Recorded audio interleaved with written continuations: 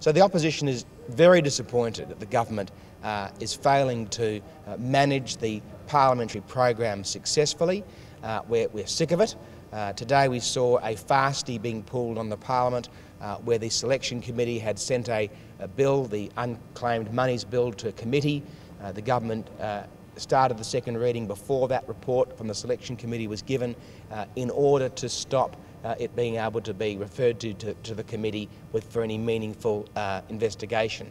So the opposition is thoroughly sick of that, and we won't simply cooperate in allowing the government to pass its legislation through the Parliament. It is a chaotic and dysfunctional government, cobbling together legislation at the last minute, trying to clear the decks. Many people would suggest because they think that they'll have an election in March next year and they want to clear all this legislation through before it's too late. What I understand is that there was a selection committee meeting last night called at 9:30, well not called, it was held at 9:30. The usual process, of course, is for a report from the selection committee to be tabled in the Parliament at the earliest opportunity. That would have been after the Afghanistan statements this morning from the Prime Minister and the Leader of the Opposition. I understand that that document was handed to the Chair, to the Speaker, the Acting Speaker, and was held on to for some time.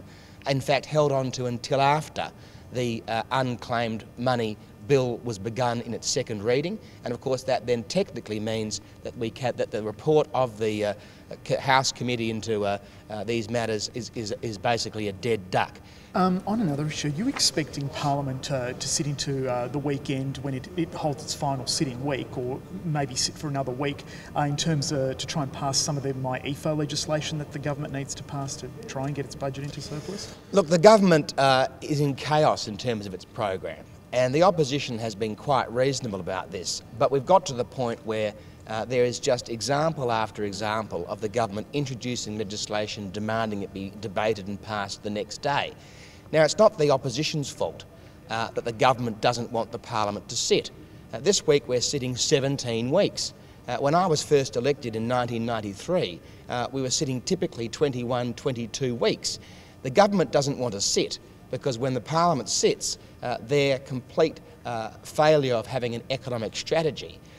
This week the example has been the fast disappearing surplus and the mining tax with no revenue.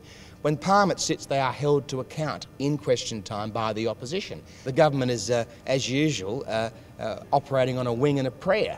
And if they do expect the MyEFO matters to be legislated and dealt with this year, they're leaving it very, very late. And if they have to schedule more sitting weeks, they should schedule more sitting weeks. They shouldn't say to the opposition, well, if you don't roll over, we'll sit till 2 a.m. or 3 a.m. in the morning. And that apparently is a threat that we would therefore roll over. The truth is, if the Parliament needs to sit, it should sit. And the government shouldn't have a chaotic, dysfunctional approach to the programming of the Parliament.